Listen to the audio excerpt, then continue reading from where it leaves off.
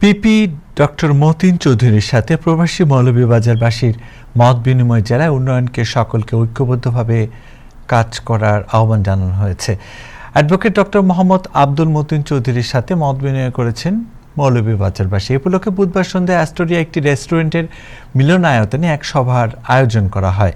Moulvibazar district society of USA ইনকের উপদেষ্টা সালেহ চৌধুরীর সভাপতিত্বে অনুষ্ঠিত সভায় বিশেষ অতিথি ছিলেন বিশিষ্ট রাজনীতিক মরম আলী, লীগ অব আমেরিকার সাবেক সভাপতি Emad Chowdhury, Astoria welfare society ইউএসএর উপদেষ্টা আব্দুর রহমান, কেন্দ্রীয় যুবদলের সহ সভাপতি আবু সাইদ আহমদ, রাজনগর উপজেলা উন্নয়ন পরিষদের প্রতিষ্ঠাতা সাধারণ সম্পাদক ফজল খান ও বিশিষ্ট রাজনীতিক নূরে আলম জিকো।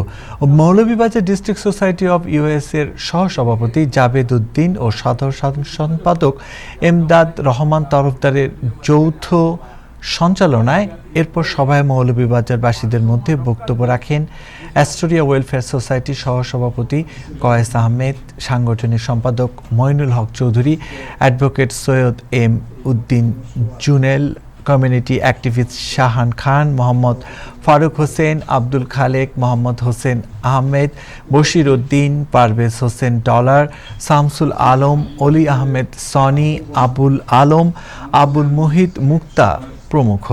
অনুষ্ঠানে বিশেষ কোরআন তেলাওয়াত পরিচালনা করেন শাফি খান।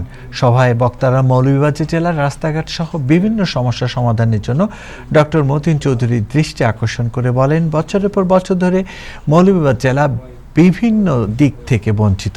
বক্তারা মৌলভীবাজার জেলার উন্নয়নে সকলকে ঐক্যবদ্ধভাবে কাজ করার উপর গুরুত্ব আরোপ করেন। এছাড়া মিথ্যা মামলায় কাউকে যাতে হয়রানি করা না হয় তার দৃষ্টি আকর্ষণ করেন এবং শমশেরনগরে বিমানবন্দর চালু ও পর্যটকদের জন্য ঢাকা টু শ্রীমঙ্গল বিশেষ ট্রেন লাইন চালুর উদ্যোগের জন্য এম নাসির রহমান এমপির প্রতি কৃতজ্ঞতা জানান।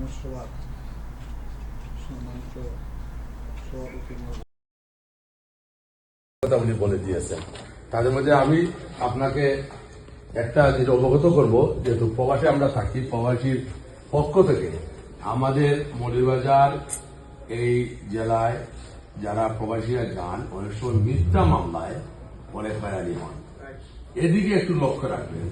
এটা খুবই দুঃখজনক যে আমরা অনেক ফ্যামিলি মেম্বার এখানে আসি বা এই প্রবাসীরা এই ভয়ে মান সম্মান রক্ষার্থে দেশে যাওয়া বন্ধ করে দিয়েছে।